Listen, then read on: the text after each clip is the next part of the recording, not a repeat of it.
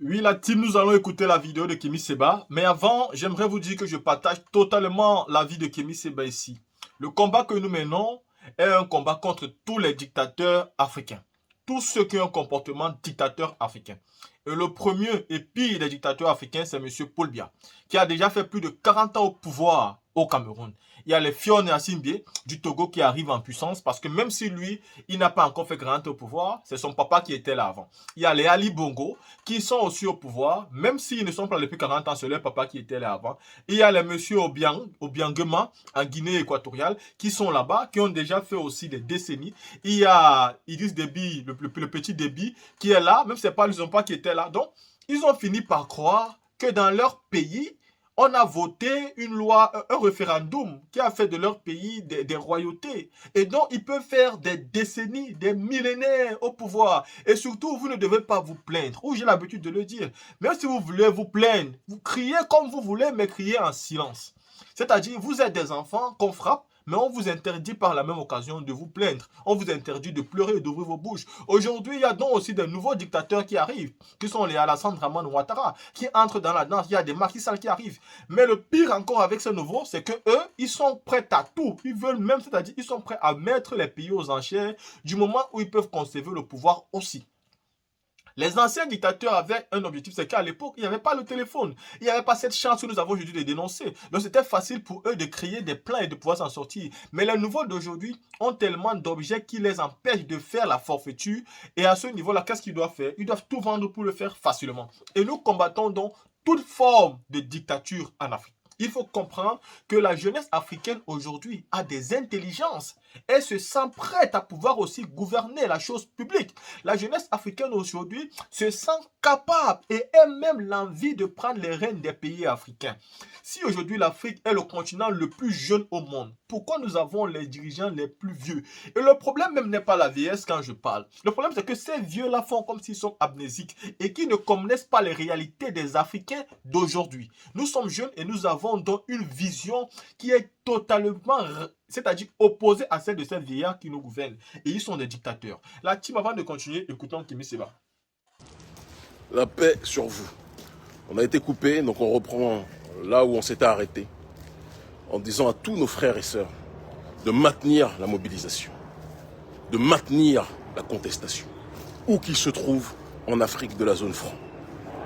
Nous sommes dans une période d'intense néocolonisation, une période d'intense persécution, une période d'intense discrimination et répression vis-à-vis d'une population qui est plus que jamais incarcérée dans l'océan de la prolétarisation de nos esprits, de nos économies et de nos besoins de manière générale. Nous sommes un peuple qui vit l'enfer, mais l'enfer a double vecteur. Un vecteur exogène, un vecteur endogène. Un vecteur exogène avec l'oligarchie française qui, depuis la période de la colonisation, n'a jamais voulu laisser les Africains respirer et qui s'est empressé de signer avec les dirigeants qui venaient d'obtenir les prétendues indépendances, les accords léonins, les accords de coopération, d'accord, soi-disant, de coopération qui sont en réalité des accords de recolonisation de nos nations.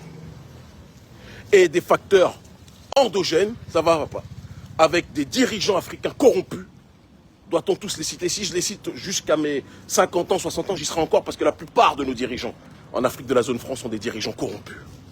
On peut le dire? Est-ce qu'on peut le dire? Paul Biya, 42 ans au pouvoir, on l'appelle Duncan MacLeod, l'immortel, l'invincible, qui pense que le Cameroun est son royaume. Sassou Nguesso, qui pense que ce pays est le sien. Alors, parfois, il a des attitudes schizophrènes, Sassou. Parfois, il va vous dire qu'il comprend la jeunesse africaine. Mais pendant qu'il comprend la jeunesse africaine qui se mobilise contre le néocolonialisme, il assassine cette même jeunesse dans son pays. Et il pense que nous allons valider cela. Faure Gnassingbé, qui nous parle de panafricanisme actuellement, mais qui gère le Togo comme si c'était la propriété de sa famille depuis des années et des années. Il n'y a pas eu de référendum pour qu'on accepte que le Togo soit un royaume. Et tout le monde a peur, la plupart des gens ont peur de dire la vérité à ces gens-là. Patrice Talon, pays où je suis. Je pars en Éthiopie incessamment sous peu, d'accord, toujours dans le cadre de notre tournée mondiale des diasporas noires. Et Patrice Talon, pays où je suis, qui gère ce pays comme si c'était son royaume, une plantation, où nous sommes tous ses esclaves. prolétarisé plus que jamais. Il construit des routes, soi-disant, hein. La beauté des routes de Cotonou.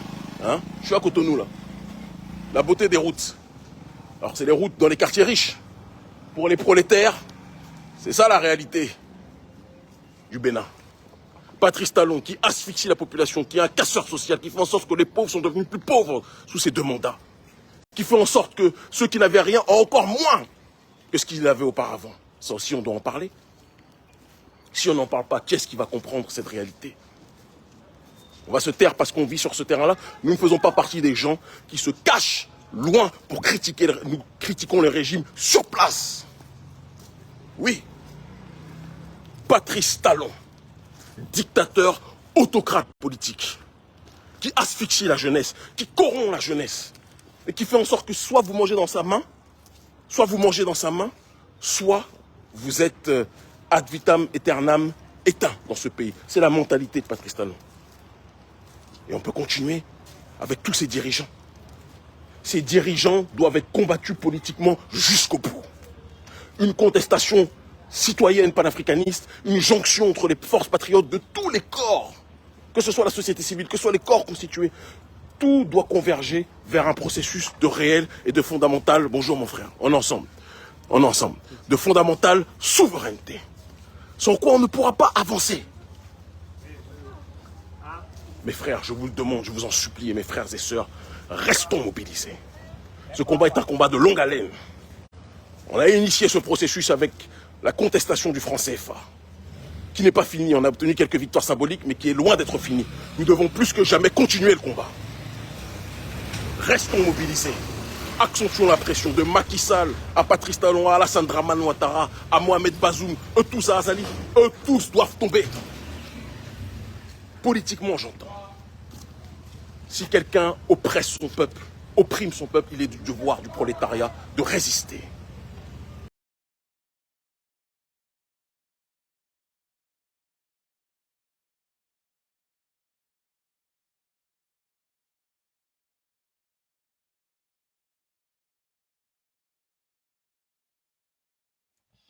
Voilà, vous avez écouté Kémy Séba. Comme j'étais en train de vous dire ici, nous combattons toute forme de dictature. Et tous ces présidents-là sont les pires qui peuvent exister en Afrique. Il faut donc les combattre avec la dernière énergie. Ce sont des personnes qui n'aiment pas du tout l'Afrique. Ils aiment eux-mêmes et ils aiment aussi leurs proches. Et donc, ils sont à la tête des pays en se comportant comme des rois. Seulement, ils ne font pas de référendum qui font de ces États-là des royautés. Imaginez-vous un individu comme Paul Biya, président du Cameroun depuis 1982. Ça fait combien d'années aujourd'hui qu'il est président? Ça fait 41 ans qu'il est au pouvoir et vous n'avez pas le droit de parler. Le pire, c'est quoi? Le pire, c'est qu'on a toujours l'impression qu'il n'y a pas de véritable opposant au Cameroun. Ça veut dire, même quand vous voulez combattre pour bien, vous vous dites, je vais combattre ce monsieur-là, quel est même son opposant? C'est-à-dire, où est celui-là qui est courageux, qui est prêt à tout pour le retirer au pouvoir? Il n'y en a pas. Au Sénégal, on voit Ousmane Sonko et on se dit, on peut soutenir Ousmane Sonko.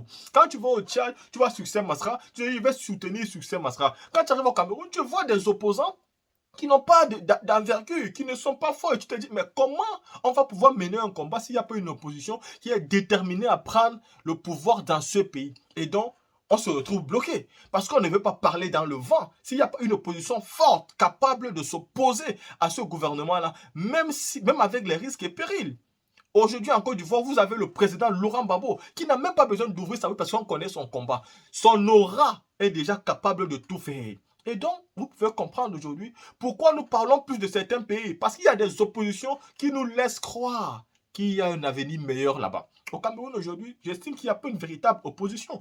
Tous ceux qui sont là sont des plaisantins, ce sont des pafloteurs. Ce sont tous des personnes qui sont là parce qu'ils ont été achetés. Ce sont des personnes qui ne sont pas de véritables opposants et on ne peut donc pas se fier à eux. De toute façon, eux-mêmes, ils ont été dans le gouvernement avec ces personnes-là. Et donc, on n'a pas confiance en nous aujourd'hui. Et donc, nous avons besoin d'une véritable opposition dans des pays où il y a des dictateurs. Parce qu'on ne peut jamais et à grand jamais soutenir des dictateurs. Le combat que nous menons en Côte d'Ivoire, au Sénégal, au Mali, c'est le combat que nous menons dans tous les pays francophones qui ont pour président des dictateurs qui ont fini par croire qu'ils sont des rois et plus des présidents. La team, dites-moi ce que vous pensez. Et on se voit pour une prochaine vidéo.